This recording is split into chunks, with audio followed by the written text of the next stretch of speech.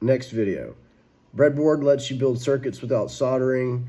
Resistors limit electrical flow so you don't burn out other electrical components.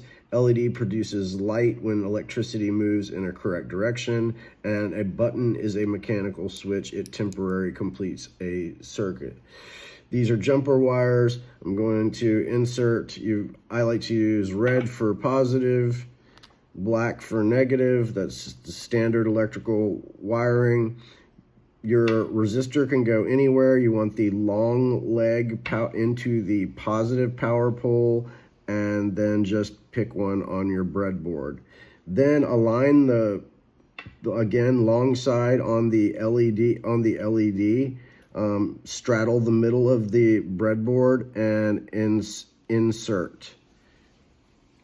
From there, we'll have a jumper wire coming off of the pin next to the LED, running to, let's just install the button, can go anywhere as long as it's straddling, but it goes to the upper right pin. You can't go in the same hole, so you just go into the pin next to it. Then running a ground wire to the ground, and get in there.